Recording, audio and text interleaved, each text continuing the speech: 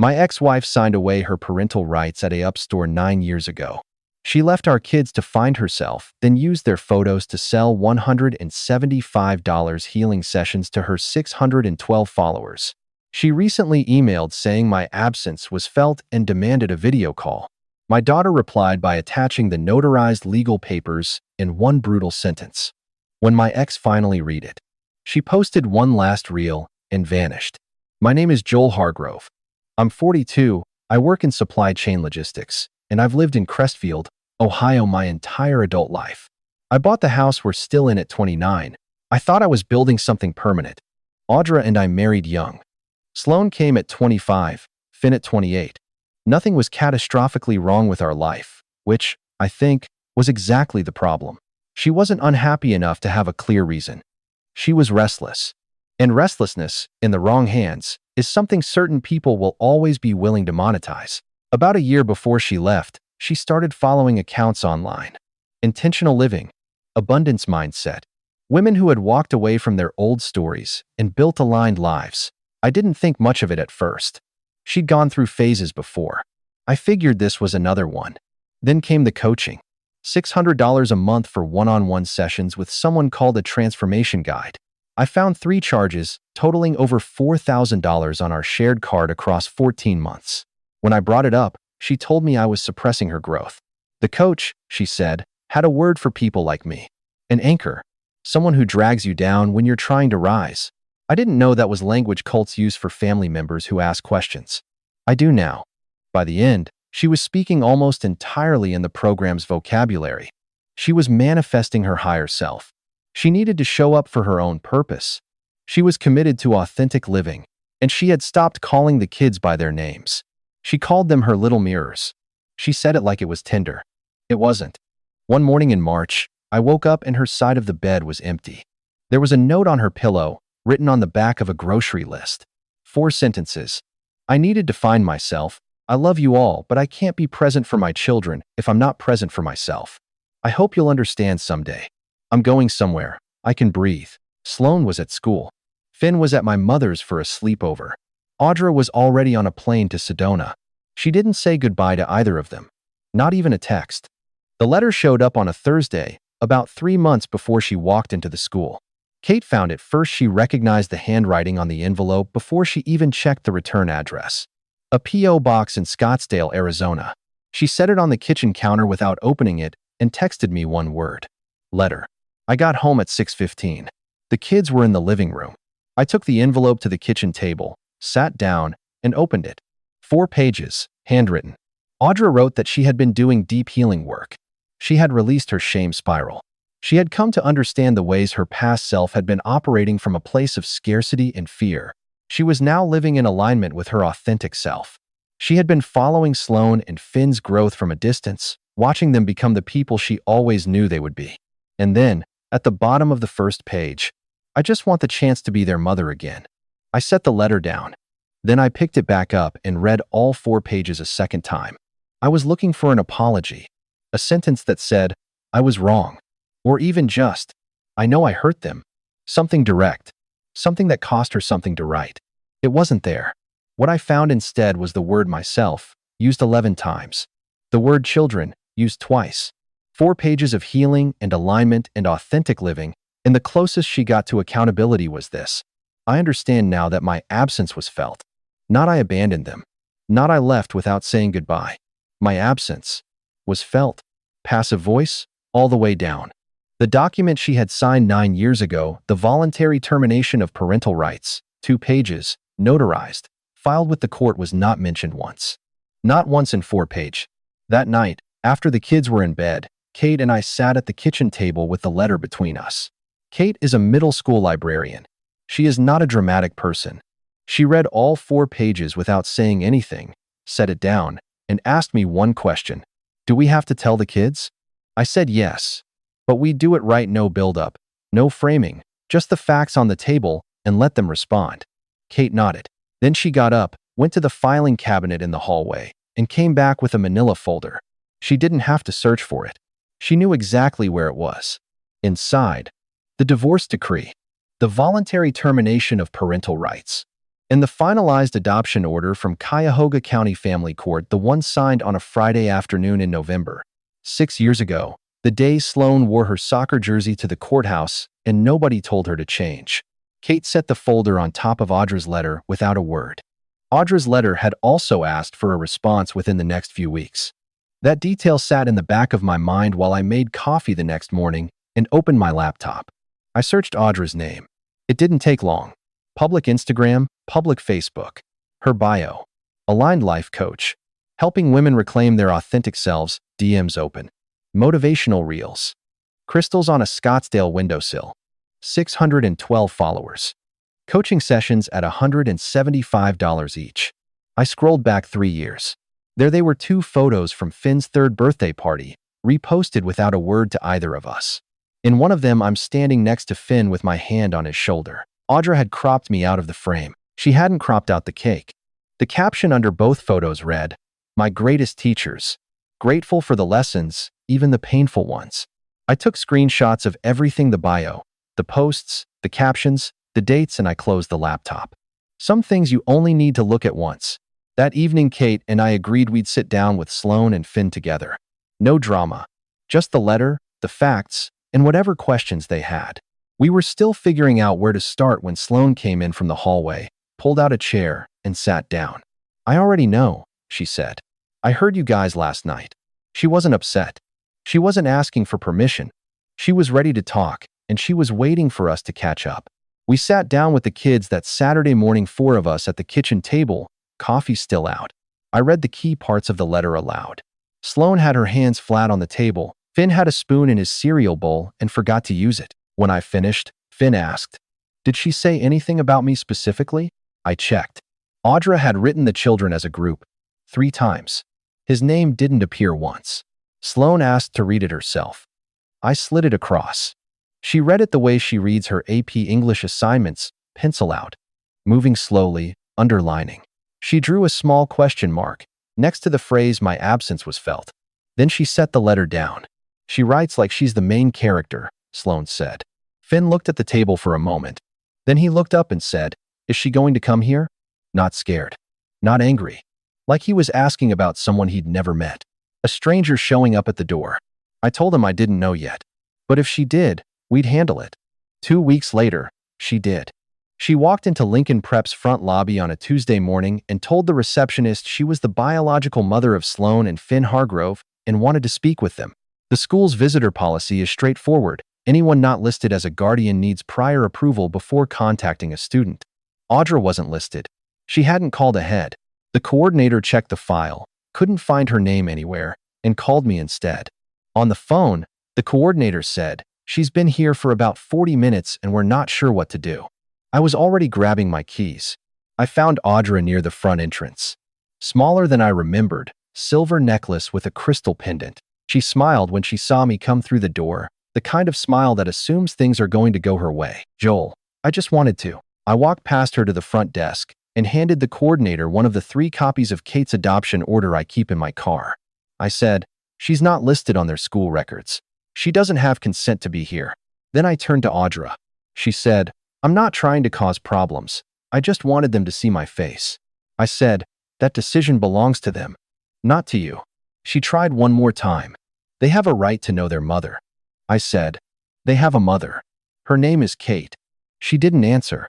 We stood under the fluorescent lights for a moment, and then she turned and walked out through the glass doors. The coordinator noted the visit in the school's records at my request.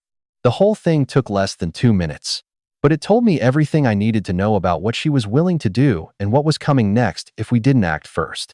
That evening, I told the kids what had happened at the school.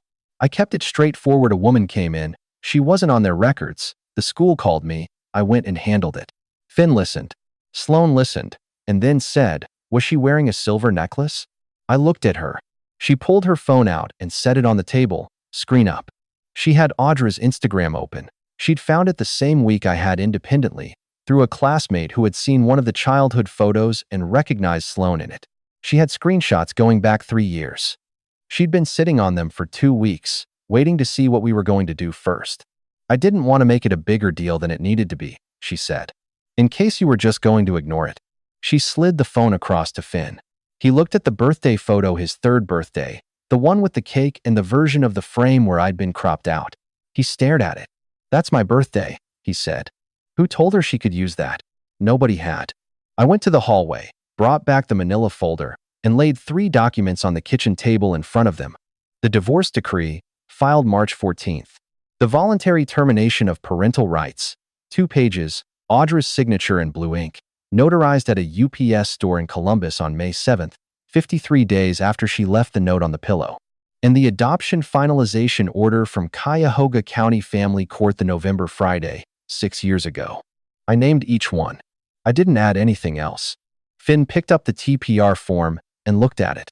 He asked what it meant. I told him it meant she had gone in front of a notary, with a lawyer, and signed a document telling a judge she was giving up the legal right to be his parent. On purpose. In writing, he turned it over, checked the back, and set it down. She knew what she was signing, Sloan said. She had a lawyer. Then she opened the laptop and pulled Audra's Instagram up on the bigger screen.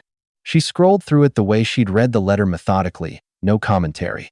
Coaching reels, crystals on a windowsill, quotes about aligned doors and released beliefs.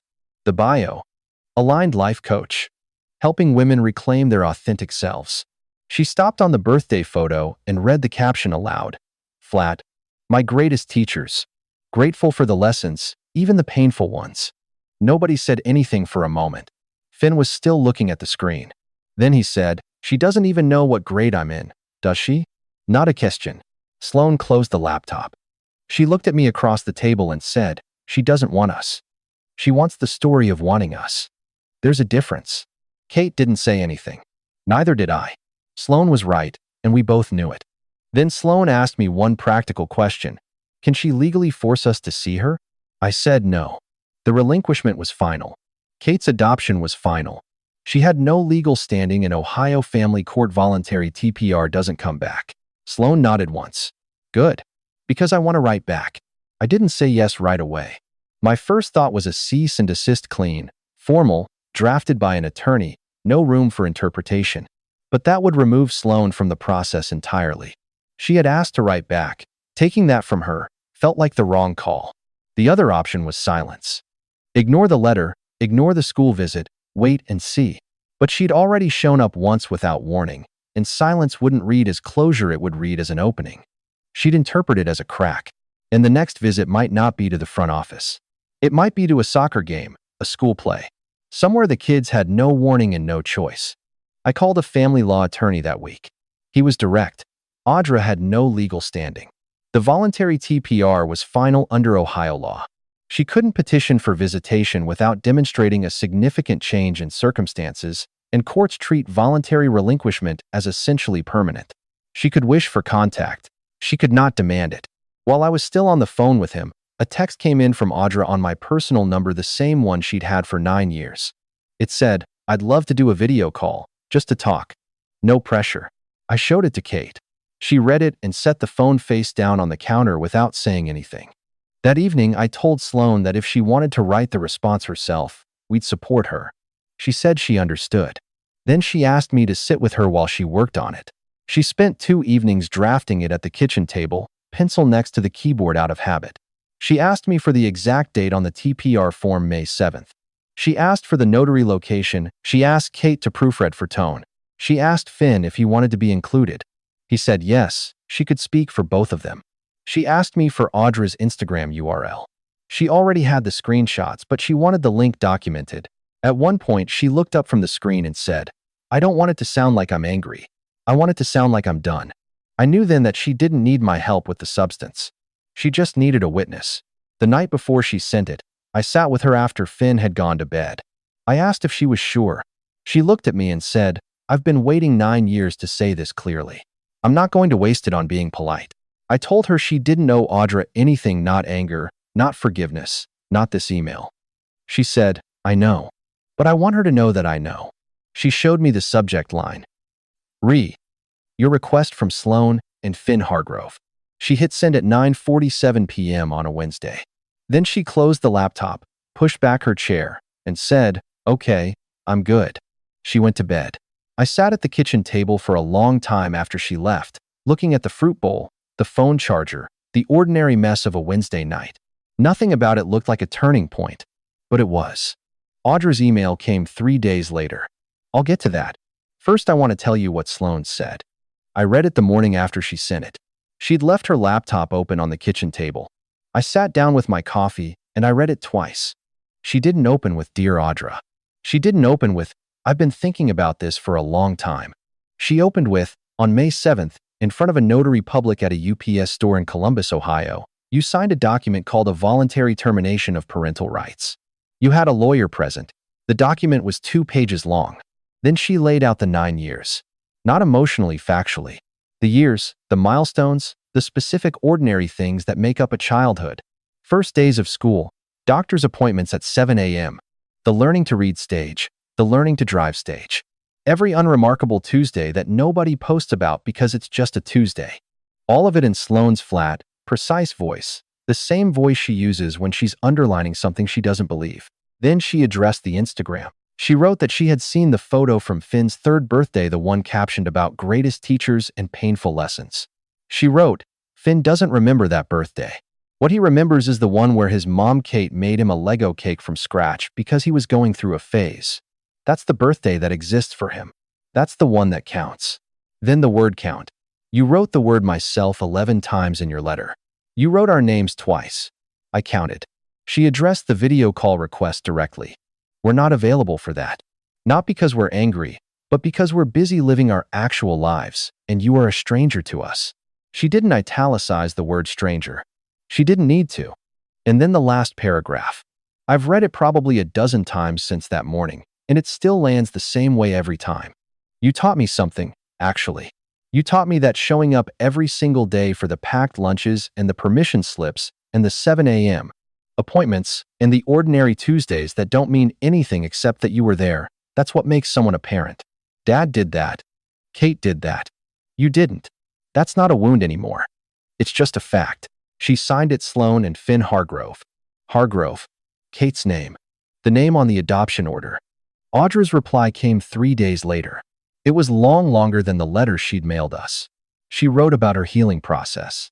She wrote that she heard our pain, twice, in 2 separate paragraphs. She wrote about being open to receiving love and about growth that doesn't move in straight lines. The TPR document wasn't mentioned. The Instagram photos weren't mentioned. The Lego birthday cake wasn't mentioned. She ended with, "I hope someday you'll be open to healing." Sloane read it once. Then she opened her email settings, found Audra's address, and marked it as spam. She showed me the screen, closed the laptop, picked up her soccer bag from the hallway, and left for practice. That was it. That was the whole thing. Audra didn't come back to the school. She didn't show up at the house. About 2 weeks after the email, she posted one more reel. The caption, "Healing isn't linear. Some people aren't ready to receive your love." 6 people liked it. I saw it once and closed the app. A week later, Finn came into the kitchen while I was doing the dishes and asked if she was going to try again. I told him I didn't know, but if she did, we'd handle it the same way. He said, "Okay," and went back to his homework. One word. Back to the homework.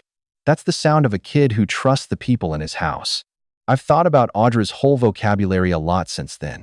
The manifesting, the authentic living, the showing up for herself. Every phrase pointed inward, a system built entirely around one person. She was building that system while Kate was packing lunches, signing permission slips, and sitting in waiting rooms at 7 a.m. for appointments that weren't optional. Parental rights aren't a biological inheritance. They're a record of attendance. This past Sunday, all 4 of us ended up at the kitchen table at the same time. Sloane was reading. Finn was on his phone. Kate refilled my coffee without being asked. The table had a cereal bowl on it, a phone charger, one of Finn's textbooks open to a page nobody was looking at. 2 months ago, that same table had 3 legal documents spread across it. Now it just had breakfast. That's what showing up looks like. It doesn't make the news. It just makes a life.